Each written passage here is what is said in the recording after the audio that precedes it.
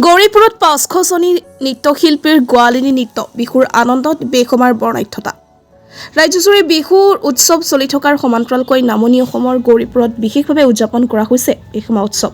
বৃহত্তৰ গৌৰীপুৰ বেসমা উদযাপন সমিতিৰ উদ্যোগত মহাৰাজ নৰনাৰায়ণ ছুপাৰ মাৰ্কেট খেলপথাৰত আয়োজিত বেসমা উৎসৱত একে মঞ্চতে ৫০০জনী নৃত্যশিল্পীয়ে গোৱালিনী নৃত্য পৰিৱেশন কৰে। ৰাজবংশী পৰম্পৰাগত সাজ পোছাক পৰিধান কৰি এই নৃত্যত অংশগ্ৰহণ কৰা নৃত্যশিল্পীসকলে উৎসৱটোক এক বিশেষ ৰূপ প্ৰদান কৰে।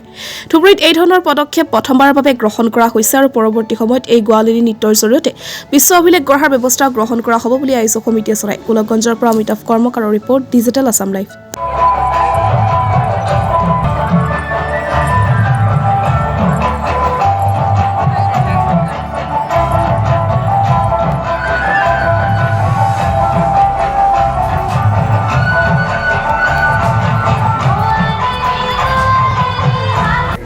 বৃহত্তৰ গৌৰীপুৰ বেসমা উদযাপন কমিটিৰ যে 7 দিনব্যাপী যে অনুষ্ঠানৰ আজি 7ম দিন আৰু ইয়াত গোৱালিনী নৃত্যৰ যি ৫০০জনীয়া নাচনী ইয়াত গোৱালিনী নৃত্য প্ৰদৰ্শন কৰিলে এটা দৃশ্যটো অপূৰ্ব আৰু গোৱালিনী নৃত্য ক'লে আমাৰ এই অঞ্চলৰ ৰাইজৰ মানে হিয়াৰ আমোদ।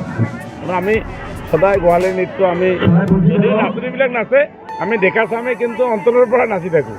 গতিকে এই অনুভূতি বা আজি যিটো দৃশ্য দেখিলোঁ এটা এই দৃশ্য আমাৰ কাৰণে অতি নান্দনিক দৃশ্য আৰু এই দৃশ্য অহা দিনত গৌৰীপুৰত ৫০০ৰ পৰা ৫০০০ হ'ব বুলি মই আশা ৰাখিছোঁ।